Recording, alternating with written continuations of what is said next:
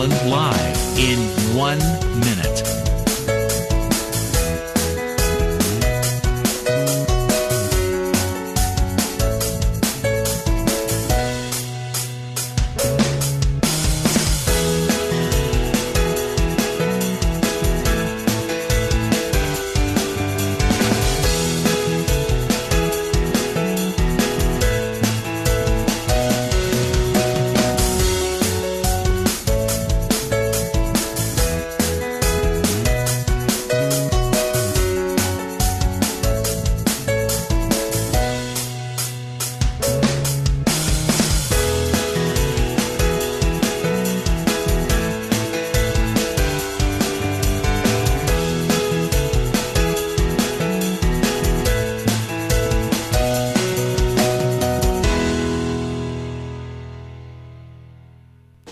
Welcome to Lynn Cullen Live at pghcitypaper.com. Email your questions and comments to Lynn at pghcitypaper.com. Hello, hello, hello. We're starting a few minutes late, and that's my fault. I missed my bus.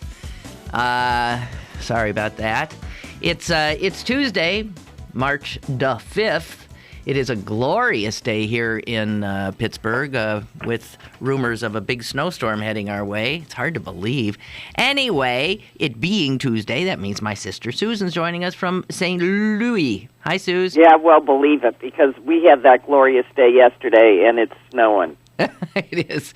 Aren't you a little south of that mess, or are you really getting hammered? Well, it's supposed to be that it's rain and snow, but it's been snowing steadily since, I first checked at about 5:30 this morning. Yeah, well, winter's last hurrah. I mean, the good news is it was so warm yesterday that the first 3 hours of it didn't stick, but now it's sticking. Yeah.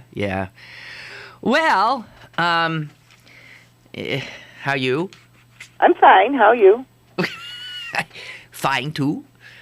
I mean, I assume you don't really want to know. Oh, you mean you thought it was just an obligatory... The organ recital, right. The organ recital? Oh, well, my ear hurts, my pituitary gland. Oh, that organ recital. I got this, I got that. No, I definitely don't want to hear. But I do notice that, the older you get, when you get together with your friends, it seems like... That's all you're talking about. Well, no, I say stop it. I can't stand it. There's no way you should do that. There's just... the hip surgeries, the hip replacements, the knee surgeries, and that's the good stuff. It really, there should be like a 1 minute limit. Okay, hi, everybody. You all have 20 seconds to tell us about your medical, and give us a medical update, and then we refuse to talk about any of that. Well, and not only that, but I'm beginning to notice that a lot of my female friends are becoming unrecognizable, and I don't think it's my glasses. Oh, dear. What do you mean? You mean they're getting old? No, they're becoming plastic versions of themselves. Oh God, they're getting surgery. They're getting Botoxed and ick. Filled and ugh. I mean, I understand and some of these people weren't real empathic to begin with.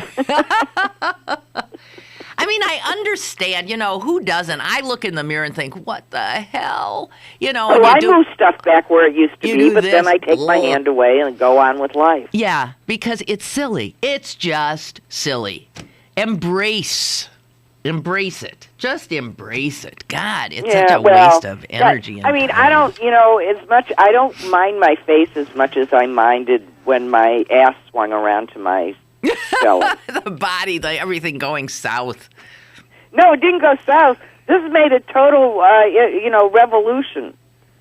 And the round part that used to be in back now moved around to the front. Oh, the fat, yeah. Right. Well, I know. Well, okay, we're doing exactly what I said we shouldn't do. I know, but... Okay, now we'll stop. Right, just had to show the pain. Go on. Okay, but staying with the subject of older people, and, if you're unlucky, you end up in a nursing home, Really? If a lot of people put themselves on this, they go into an independent living center, which is attached to the assisted living center, which is attached to death's door, which is attached, you know what I mean? Right. It's like you end up in this place with a trap door. I know. I can't. I just would not. I don't know. And, it could happen to me. But I bring it up because I have not been as freaked out about a story as I am. About the do not resuscitate in? Yes. This is the most horrific story. I have the transcript here. I looked online for the transcript. For those of you who might not know, this is in Bakersfield, California. This is in Glenwood Gardens, which is one of those retirement facilities that has, the tiered, you start in your own nice apartment, but you take your meals maybe in a dining room. Then if you get sick enough, you get into assisted living, blah, blah, blah, blah, blah. This involves a woman who was in independent living. She was in the dining room eating, and she went into cardiac arrest. The nurse there calls 911. The dispatcher dispatches the ambulance, but says, you should start CPR immediately.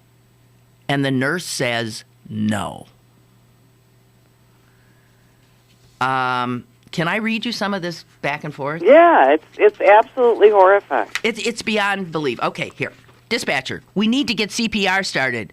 Nurse, yeah, we can't do CPR. Dispatcher, then hand the phone to a passerby. If you can't do it, I need hand the phone to a passerby. I'll have her do it, or if you've got any civic citizens there, I'll have them do it. Nurse, no, it's not. Dispatcher, anybody there can do CPR. Give them the phone, please.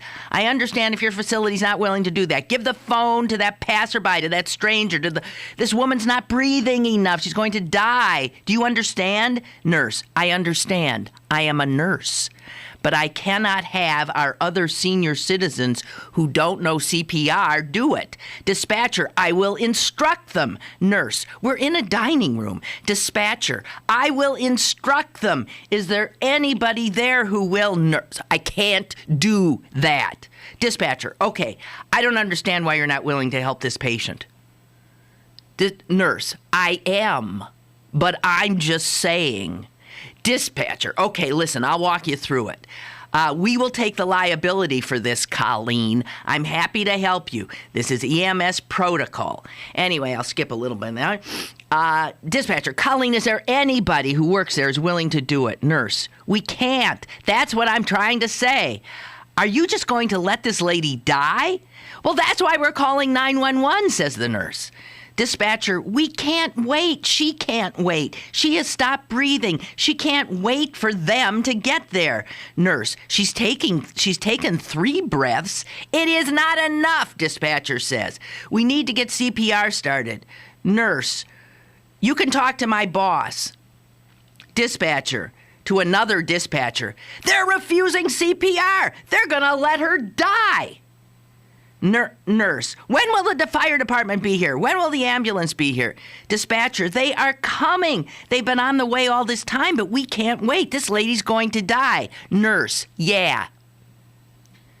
Dispatcher, well, if you get anybody, any stranger that happens to walk by who's willing to help. I understand if your boss is telling you you can't do it, but if there's it's a human being. I don't know, is there anybody that's willing to help this lady and not let her die? Nurse, not at this time. Dispatcher, to another dispatcher. No, they won't touch her at all. I can't get them to touch her. Nurse, we have residents that are her age or older. Dispatcher, any guests that are there that are willing to help? No, nurse says. Dispatcher, is there a gardener? Any staff? Anyone who doesn't work for you? Anywhere? Can we flag someone down in the street? Can we flag a stranger? I bet a stranger would help her. I'm pretty good at talking them into it. If you can flag a stranger, I'm going to help. I'll tell them how to help her. At this point, the ambulance and fire crew arrive. The woman died. How? Well, the person I feel the sorriest for is the poor 911 operator. Oh, my God, she's trying so hard. That couldn't save that woman, no matter what. I mean, I don't know how that person doesn't go over and just strangle that. The nurse. How can you be a nurse? How can you be a nurse? How can you sit there and do it? And who cares what the rules are? Anybody want to understand how Nazi Germany happened? Well, Take a look at that nurse. Here's the other possibility. A person who works in an institution with, zero tolerance for any break of any rule, and she's afraid of losing her livelihood, and she's willing to let this woman die. Well, now what's going to happen to her, I ask you? Yeah. Do you want her for a nurse? Is anybody ever going to hire her? And how about all of those other patients? Oh! Or residents, excuse me.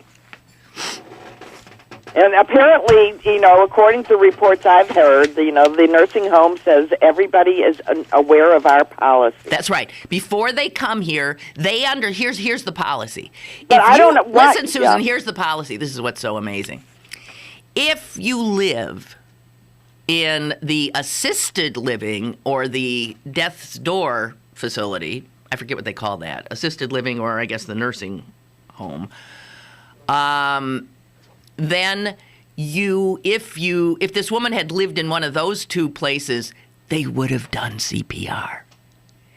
But because she lived in independent living, she was only paying rent for her apartment and then to have some meals at the dining facility. She was not paying for the advanced... But that doesn't prevent them from doing the right thing. This is what obviously has nothing to do with the right thing. And on top of it, the head of this place has defended the nurse, saying she did exactly what she was to do, following policy. Well, I know. That's what I'm saying. Nazi Germany. I hope that what happens to this place is what should happen to this place, is that it will be out of business in short order. Well, I want to tell you, unfortunately, that this place is a huge, they have facilities in 36 states. They have been given... essentially the good housekeeping seal of approval by U.S. News and World Report and CNN. Their Brookdale facilities are listed among the top 2012 choices for senior living and nursing homes by CNN and U.S. News and World Report. So imagine you're looking for a place for your parents. Don't use CNN and U.S. News and World Report to choose your nursing home. Read their rules. Find out if you'll get common decency when you go there. And as if or whether it's against the rules. As if anything can trump the horror of what happened there. The daughter of the dead woman said, "Oh yeah, we know the rules." She's a nurse, and she said she was perfectly satisfied.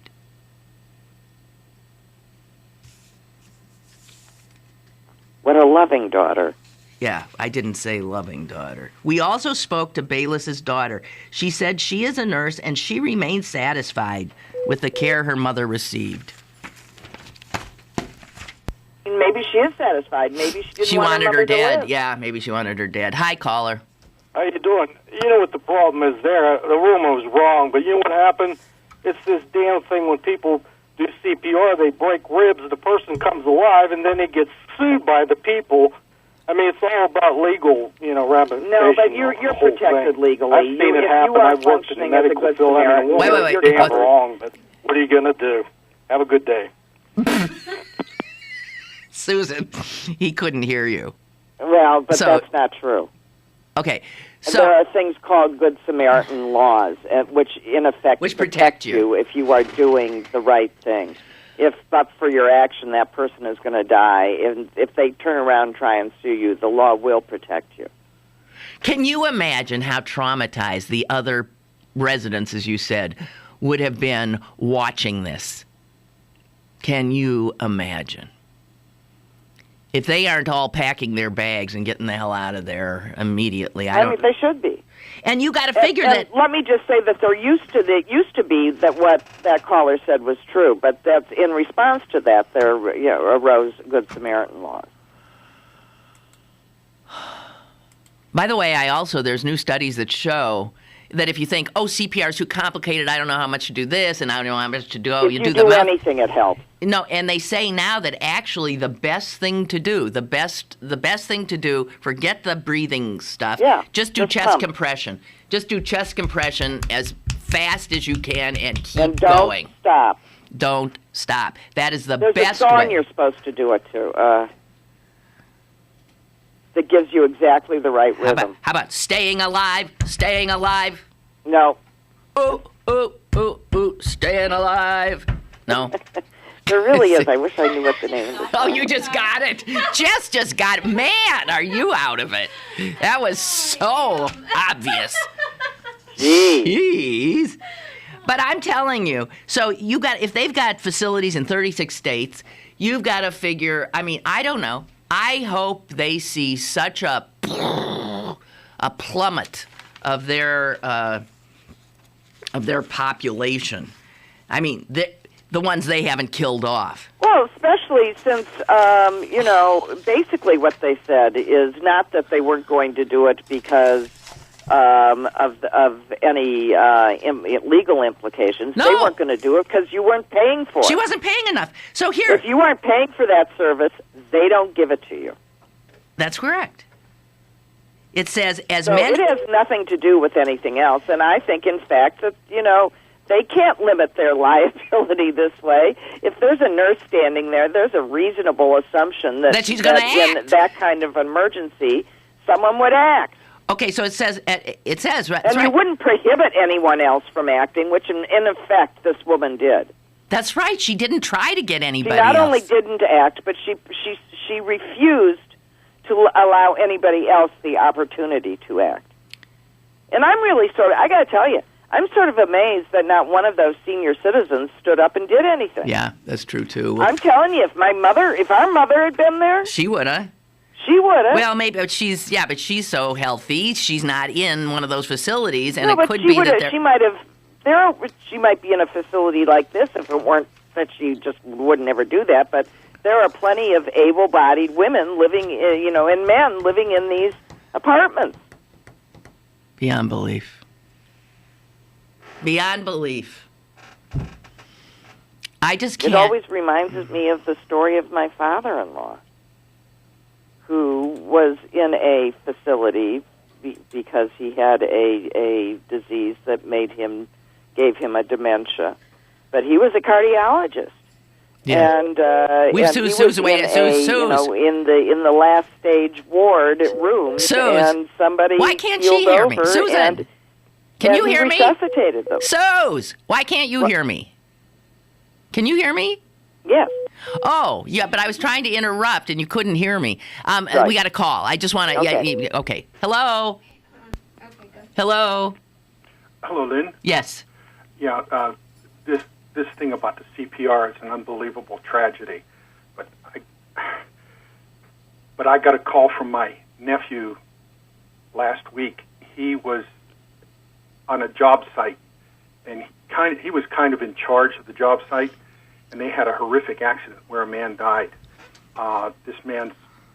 Basically what happened was this man was bent in half the wrong way. Oh. But what he did was, he said he raced to the man, and he said first thing he did was felt for a pulse and really didn't find one, but he started CPR anyway. Yeah. He said, and then he got some of the other men, he showed them how to do it, because it was almost 20 minutes before the ambulance came, of where they were located. And I was so proud of him, because he said, I couldn't just do nothing. Right. And he said on top of that, he said, he looked at these other guys, and he said these were all huge redneck guys, and he said some of them had tears in their eyes, but he said he got them involved basically for them too. But he said there was no way the man was going to survive the accident, but he said he had to do something. You do. Good for him. But can you imagine? This woman was a nurse. That's my wife and I have talked about that. It's like, what did you go into nursing for? How unconscionable is that? It is. Do you expect, I was saying, okay, if you're, let's say your little kid, a nephew or a cousin or something like that, drown in this woman's swimming pool and drowns, and you pull him out, is she just going to say, well, we'll wait for, wait for the ambulance? The authorities. That's the thing that always gets to me. It's like, you have to stop and think, what if this were a family member, my child, or my parent or something? You would do nothing? Unbelievable. Unbelievable. Well, thank you for your call. Okay, thank you. Bye. Okay, and Suze, I'm sorry. You go back to your... That's okay. You said he was in a facility for dementia. It was instinctual for him to save that life. He saved that life. Unfortunately, the person had a do not resuscitate order, but... Okay, so you're saying you can't hear when you're talking, and I try to interrupt. You can't hear me. I can't hear you. That's so. Has that always been the case? I don't know. No, because you couldn't hear the other caller. You guys were talking at the same time. Neither of you could obviously hear that the other person. Something's wrong. That didn't used to be the case. So I don't know. But okay, just so because we had interrupted you, so you're saying. He was a cardiologist in a facility like this, but he had dementia. And he was right. He was a resident, having been in his productive life. Yes. Yeah, he's a resident of this facility because he had dementia, and someone went into cardiac arrest, and he saved them. Right. And then found out that this person he saved had a do not resuscitate. Well, he never found out. He just went on about his demented way. Aw. Well, everybody was actually rather amused by it. Yeah, I mean, it's funny. It is sort of funny. But this woman didn't have a DNR. And there are so many horrific people in this story. I don't know where to start. The woman's daughter, to me, is horrific. The nurse, beyond horrific. Everybody else in that room. Right. If you could move. The hero's the dispatcher, and I like you. I so feel for her. That dispatcher has to be forever traumatized, wondering what could I have done? Why couldn't I get this human being to behave like a human being? Well, you can tell from the transcript she did everything she could conceivably. So I'm glad the transcripts exist, and I hope everybody constantly tells her. I don't know that it'll make anything feel better than the horror of that. The horror of understanding how terrible and unfeeling a human being can be. A perfectly rational, functional, well-thought-of member of the community can be. A trained nurse! I give you Nazi Germany. Why do you keep saying Nazi Germany? Because that's what people said. I'm just following orders. That's the rule. I don't need to think. And they allowed people to die, all of that. Doctors tortured people, and, nurses tortured people. Yeah. Well... I mean, people always said, how could that happen? Well, we're sitting here watching. This is how it happens. Incredible. All righty. Well, I just had to... And really, I'm sure we'll find out what a fine, nice human being she is. I'm sorry. She's not. Yeah, I agree with you. I'm sorry. She might go to church every Sunday and have raised children, and she failed the biggest test a person can fail. Will you lift a finger? I called 911. Allowing another person to die. It's beyond belief to me. Well, anyway, okay. So I should take a break, and then when we come back, maybe not a change of topic, because all of a sudden there's a whole bunch of emails that have come in on this subject. But we'll do that. I've got some other things up my sleeve as well after this. More is on the way with Lynn Cullen Live. This is the sound of a flat-screen television hurled off a building. Now the new bike your kid wants. These are the things you could have all cast into oblivion. Because when you throw away money on wasted electricity, you throw away everything you could have bought with it. Use Energy Star light bulbs and appliances, and you could save hundreds of dollars a year. Saving energy saves you money. Learn more at EnergySavers.gov.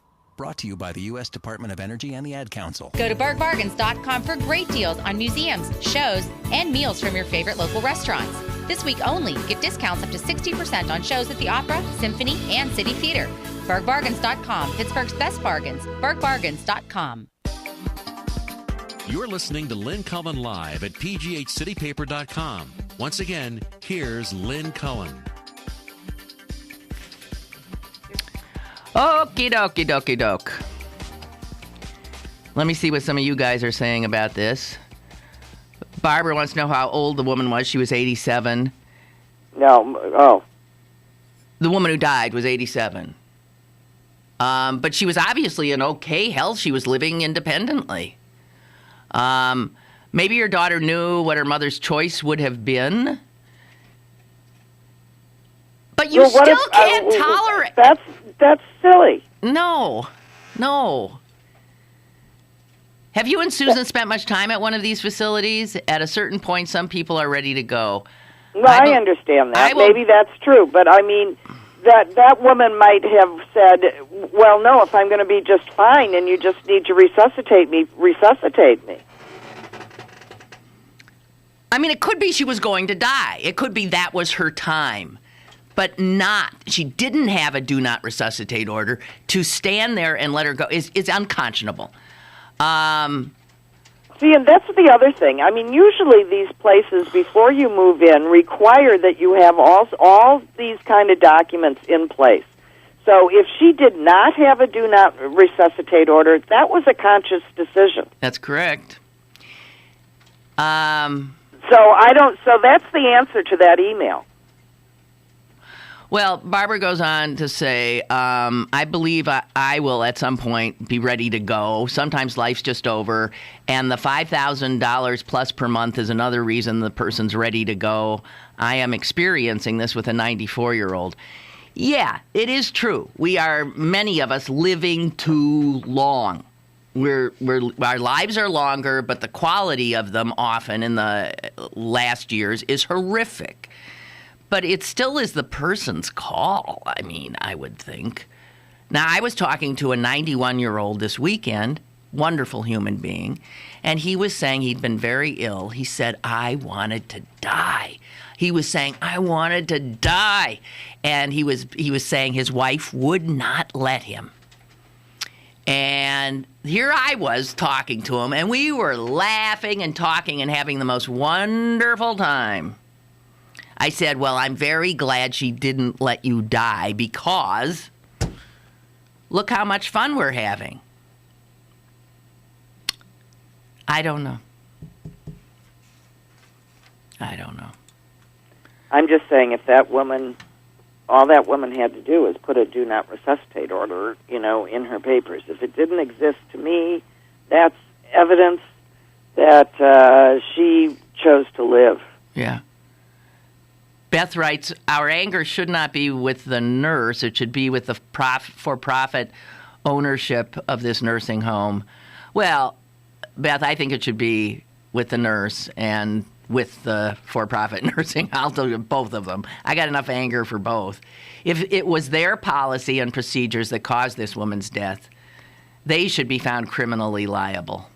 But it certainly doesn't absolve someone from being willing to do something that is... To carry out that policy. That's right. That's what the Nuremberg trials told us, right? That's exactly right. That's what I mean. Again, that's why the reference is here. That should not be your excuse, I was following orders. And at what point do you say, I don't follow that order? If following an order results in the untimely death of another human being, why would you think it's appropriate to follow that order? Beth also says we should be singing the praises of the 911 dispatcher, this government employee. Oh, yeah, she's a government employee, one of those disgusting government employees, for doing a most heroic job. Yes. Anytime we hear from our friends across the aisle saying private institutions do it better than government, here is our evidence to prove otherwise.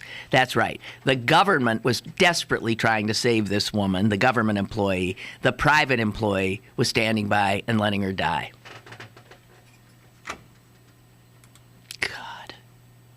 Well, you know, there's that theory that every dollar spent by a government has to be wasted. Yes. It doesn't occur to anybody that government might be doing things right. Yeah, and just to answer another question, Diane wants to know, well, then why do they have nurses working in that part of the facility? My understanding is the nurse was in the dining room. People who live in the independent facility, like this woman did, would walk over to the dining area where also people who are in assisted living are there. So it's a mix of populations. So I guess that means that if somebody who lived in a different building in the assisted living facility had dropped over in the dining room, the nurse might have, in fact. Oh, sure, they were paying for that service. I mean, really, if it comes down to that. I mean, what if this woman, needed a Heimlich? You walk into any restaurant in town, and if you accidentally swallow that chicken nugget whole, I guarantee you about 6 people will rush over and Heimlich you. I hope. Well, having done it twice myself, I can assure you, if I'm in the restaurant, I will. Jeez. Man. All right. That's it. I'm tabling further discussion. It's just too upsetting. What else is up that sleeve? Well, did you hear about the woman who's addicted to eating deodorant? No, gee, I missed that one. How does one try the deodorant in the first place to become addicted to it? She did it when she was 4 years old, and she's been addicted ever since. So you can see why a 4-year-old might try. She might have liked the smell and then went for it. Anyway, she's 19 years old now, and she eats a half a stick a day. And the reason we know about her is, of course, the Learning Channel has some disgusting reality show. Called Strange Addiction. Yeah, and she was on that one. And it's just hard to... She prefers certain rich-tasting brands over others. They don't... I'm dying to know if My Secret would be on her list. I don't know. The doctor tells her that deodorant contains aluminum, which can, of course, kill her. But she's addicted. My brain tells me, you have to eat it. If I give it up for a week, I get really sick. I get horrible headaches. If I am out of deodorant, I panic. And, this is just one of a lot of people have these bizarre addictions. Well, it's, and they aren't all, OCD sorts of behaviors or addictions. No, well, some people say that, like there's people who eat drywall and people who eat toilet paper. And there are people that eat dirt. There are people that eat all sorts of things. I'm going to give you a list because they eat, there's 2 on here that I simply cannot even deal with. They eat paint. They eat ice. I eat ice. I love to eat ice. They eat sand. They eat clay. And here are the 2. Here's some more. They eat cigarette butts. They eat, let's see. Okay, and here are the 2. Animal feces and hairballs. Numb. God! They actually have had somebody who... The series has had a woman who is addicted to vapor rub. She goes through more than 30 jars, inhalers, and patches every week. Another woman is addicted to cat fur and she grooms her cats with her own tongue.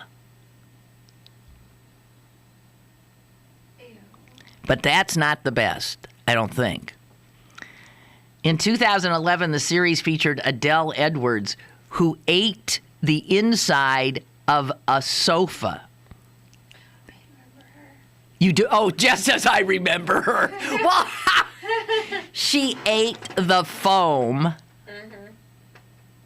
which reminds me of a dog. And one day her whole couch just disappeared? Yeah, that happened to me, actually. When I lived on that pig farm, I had a collie, and I came home one day, and the collie had absolutely eaten the couch.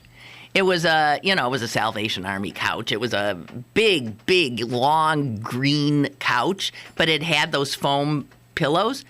The entire living room was like 3 inches deep in foam. There was no couch. Was that barley? Barley. Poor hapless animal. Oh, my God. All right. So that's enough. That's silly, but there it was. I couldn't. Okay, and now from that silliness to the Cardinals. Not your team, Susan. Yes, I understood. The guys with the beanies as opposed to the baseball caps. Right, the beanies. Oh, speaking of that, I have to say one thing. I took a walk in a Homewood cemetery yesterday, and I see a grave, and it's got baseballs on it. You know, like people leave stones. Right. This was baseballs. And I get closer, and Pittsburghers will know this. It's the grave of Pie Traynor, who was a pirate. And people have left baseballs. Somebody left a cap, a baseball cap, and it's got a baseball on it. And other people, you can tell, it's like little, very special things that people have left there. So, anyway. All right. Okay, well, anybody need a baseball, you know where to go. No, and God forbid somebody should take those balls. Oh. I went up and picked one up because I wondered if it was part of the, if maybe they'd been placed on there so you couldn't get them up. No, they're all able to be lifted, but there they were, and they remained there. Oh, and then there was another headstone. I have got to go I didn't have my camera with me. I've got to get a picture of this thing. I have never seen a headstone that made you laugh, made you roar. And I stood there in front of that headstone and said, I don't know who the hell you guys are, but man, I love you. Nothing like laughing in the face of death. This headstone served for 4 people in the same family. And the headstone had carved these incredible cartoonish caricatures of each of those people. They were incredible. I mean, they're cartoonish. One of them obviously had been a policeman. He had on a policeman uniform, and he was looking like really, really tough. Another woman was holding some kind of, I don't know. It was so cute and over the top. I loved it. I've never seen anything like that. So, I think it takes some courage to do something totally off the wall with your headstone, doesn't it? No, what do you care? You're dead. Well, but I mean, okay. Well, this was obviously something that the 4 of them decided together. Well, maybe someone in the family said, hey, let me do caricatures. It's unbelievable. It is so cute. It's an Italian family. I can't remember the name exactly. God, how adorable. Okay. So there was this piece in our local paper today about what's going to be going on there at the Vatican. And it's so bizarre how they do this. Do you know that all the cardinals have to go live in a little section of the Vatican where they have access to absolutely nothing? No telephones, no television, no radio, no newspapers, no computers, no means of communication from the outside world or to the outside world. They actually debug. They sweep the place for bugging devices. And they install jamming equipment. So none of these cardinals who might be a little, nefarious, could get a message out. Can you imagine? Does that seem odd to you?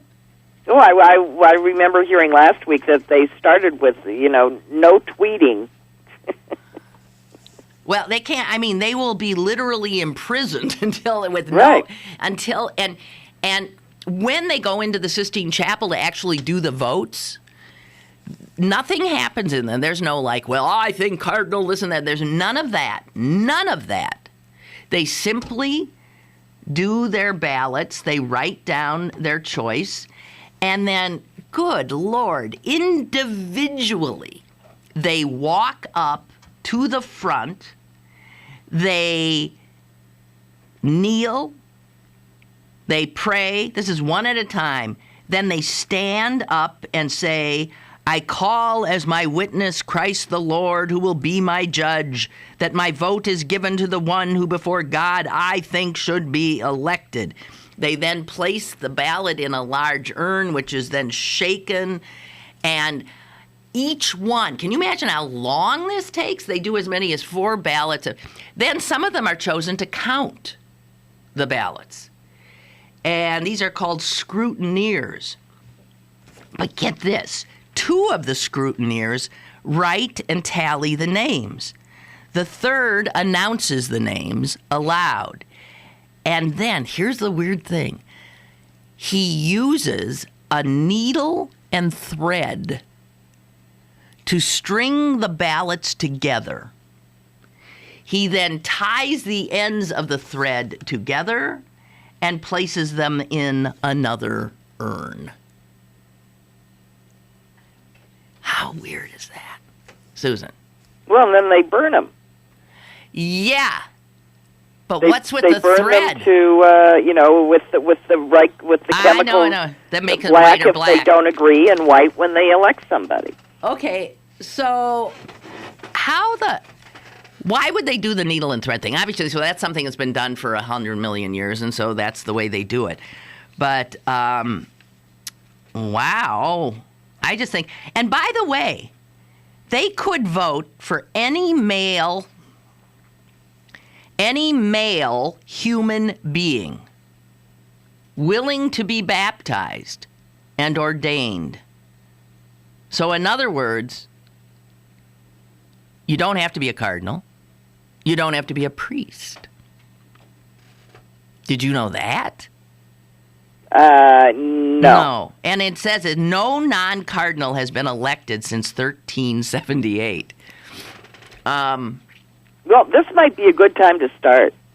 I think so, too. So I was thinking, so if anybody could be the Pope, any man, excuse me. Stop and think.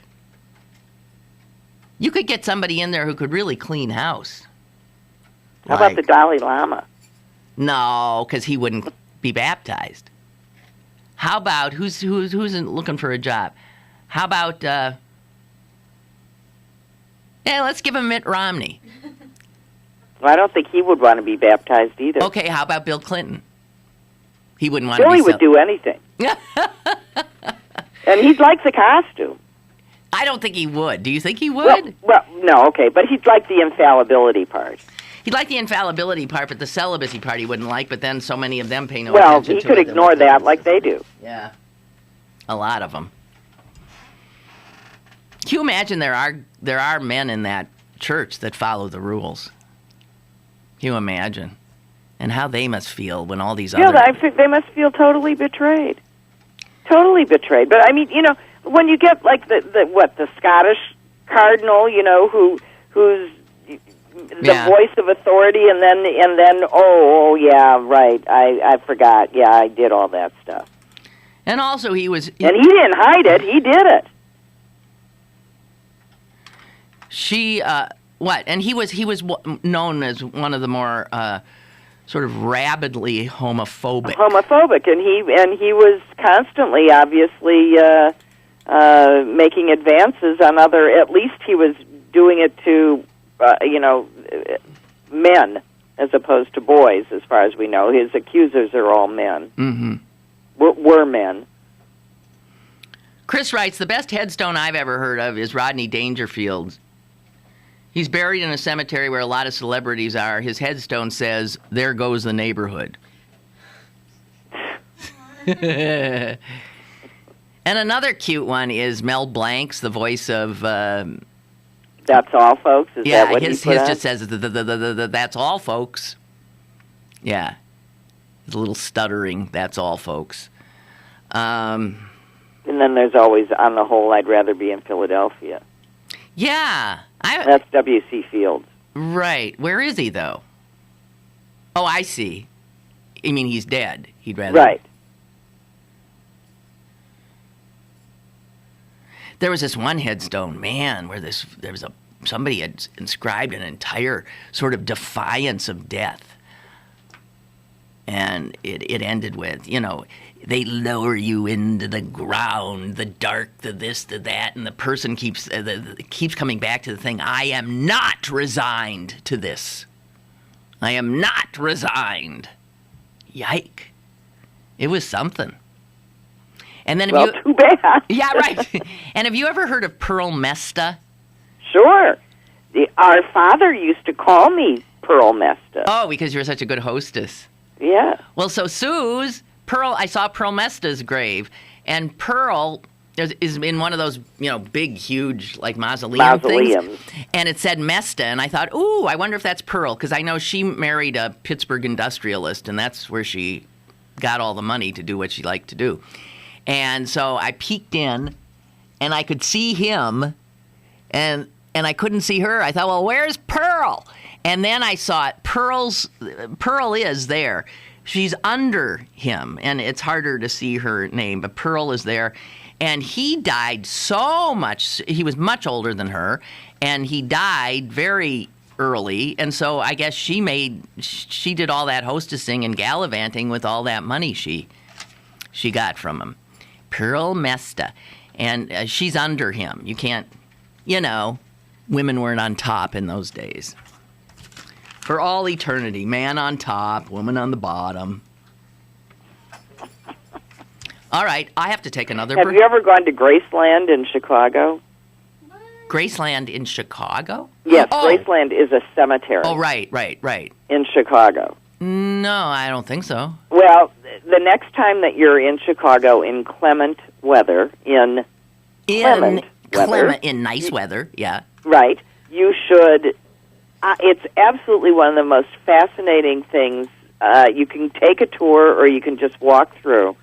But it was built in the days when people went to cemeteries as parks, and they would take picnics and eat with their loved one. But everybody that was ever anybody in Chicago of a certain age was buried there, and there are these mansions of mausoleums. There's Pullman is there, and he's buried under something like 40,000 tons of concrete, so that the angry union organizers Pullman porters couldn't pull him out of his grave to desecrate his body. I mean, there's all these fascinating stories there. It's really well, you know what? It's the same. The cemetery I was walking in yesterday is not unlike that in Pittsburgh, and there are tours of that cemetery as well. And I've often noted, I mean, it's built on a huge, as you know, in Pittsburgh, huge hill, and at the top are all of these mansions where the rich, that's where, you know, Hines and Mellon and Westinghouse and all those types are up there. And some of those places, and I said, why is it even in death the rich get the best view? Well, they bought the plot. They did. Not that they can own enjoy the real it. estate. Not that they can enjoy it that much, but that's why. So Pearl Mesta is in this cemetery where there are so many stories.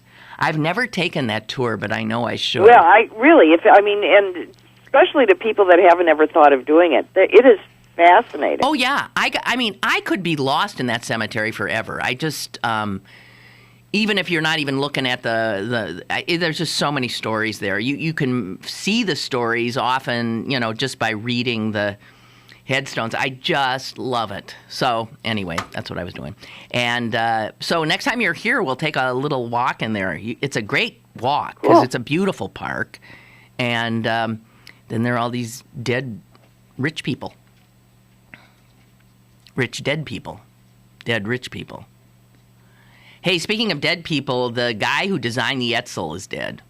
Yes, I know. Did you see that? And he liked his car. He still liked it. He said it just was at the wrong time. It was marketed incorrectly. It was this, it was that. Roy Brown. And he continued to drive his Edsel for decades. And he called it Ford's most successful failure. He seemed to take it in stride.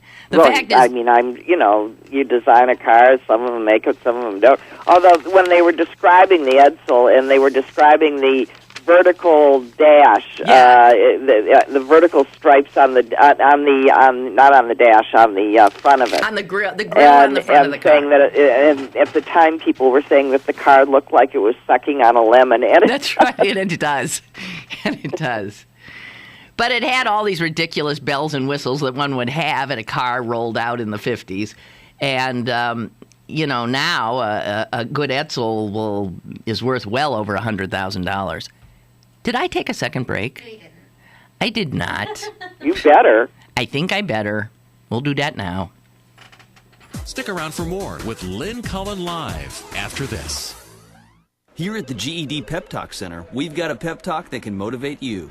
Sometimes things don't always turn out the way you want them to. You can improve your future. Now get your game face on and take the first step towards a better life. Hurry up. Don't make me repeat myself. Whatever level of motivation you need, we've got a pep talk for you. Call 1-877-38-YOUR-GED or visit yourged.org for your pep talk and for free classes in your area. GED is a registered trademark of the American Council on Education. Brought to you by Dollar General Literacy Foundation and the Ad Council. Pittsburgh City Paper is available now. Pick up one today for our special summer camps preview section. Plus, Britt Floyd, Indigo Girls, Black Grace, and Tenacious D. Pittsburgh City Paper available at over 1,700 locations throughout Western Pennsylvania and on the web at pghcitypaper.com and on your smartphone at citypapermobile.com. Now, it's back to Lynn Cullen Live at pghcitypaper.com.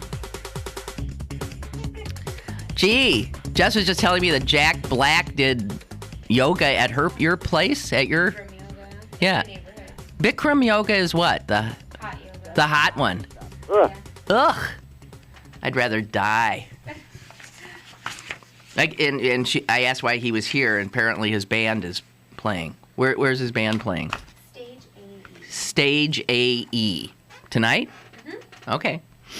Any of you are Jack Black fans? All right, so Susan, we don't have a lot of time left, but I have this little, I came across this thing. You had surprised me when we were talking maybe right after the Oscars when you said you couldn't stand Anne Hathaway. Yeah. And I have since, been made aware, because there have been a million pieces written, that this hatred of Anne Hathaway is like it's like a thing. According to this thing in the Daily Beast, it's a rage-fueled movement. And they've now... Well, I don't feel that strongly. Yeah, but it's not called Hatha-haters. And the guy who wrote the piece I've got in front of me says, so last week Anne Hathaway gave an acceptance speech after she won the Best Supporting Actress Oscar, and you'd think she had committed mass murder. So his piece is, what is this over-the-top thing?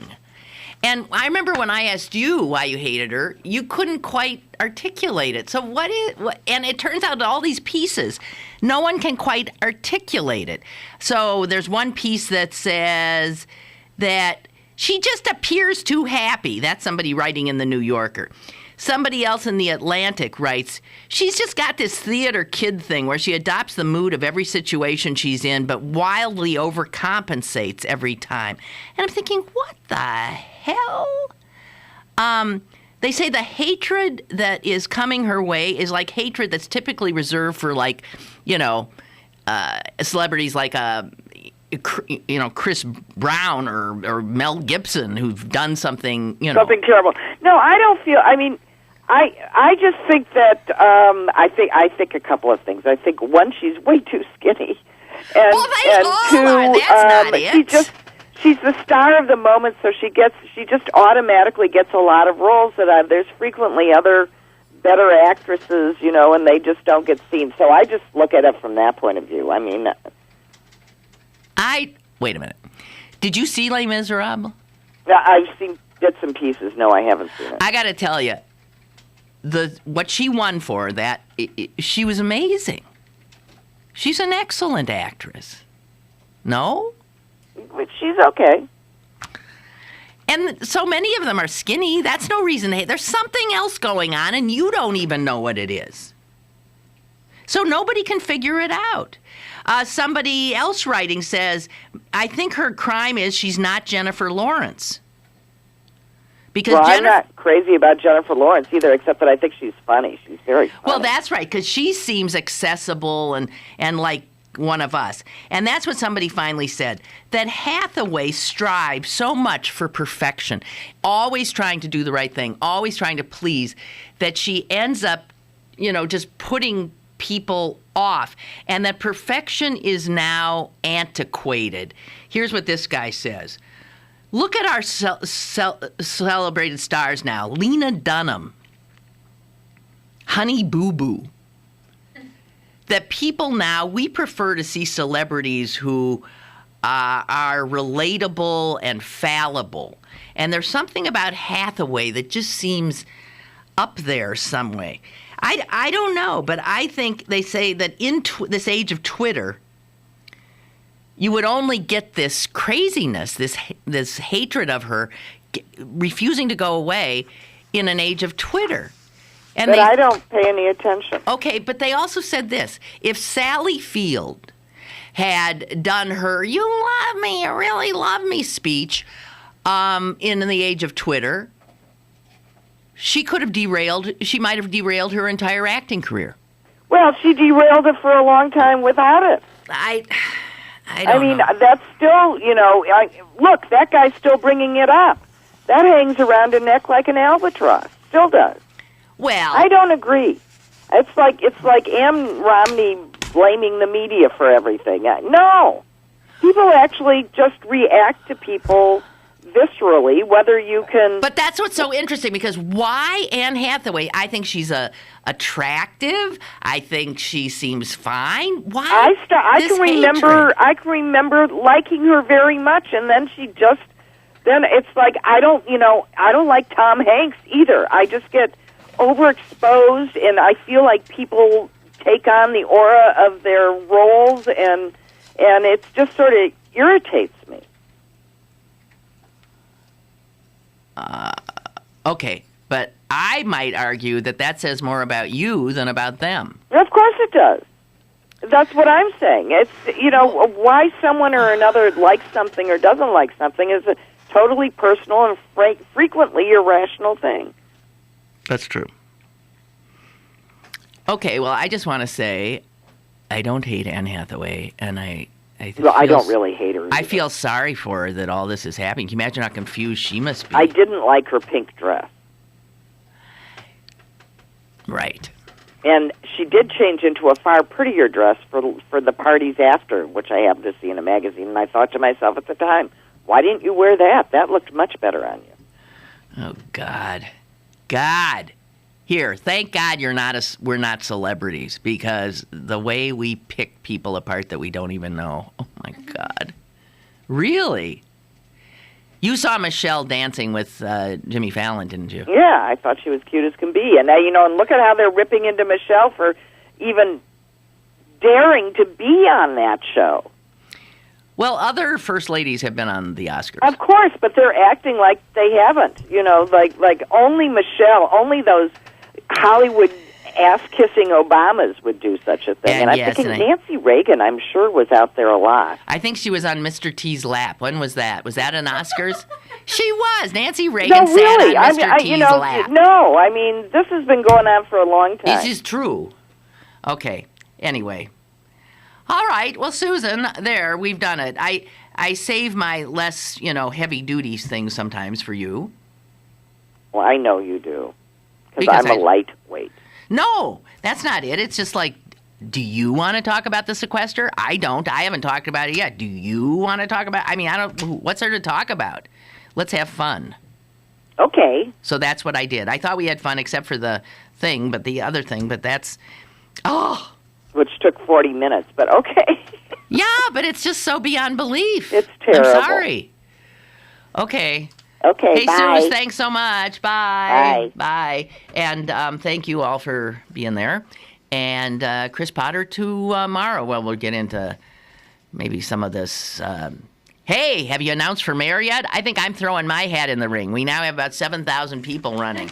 So we'll talk to Potter about that tomorrow and other stuff. Have a good day. Toodaloo.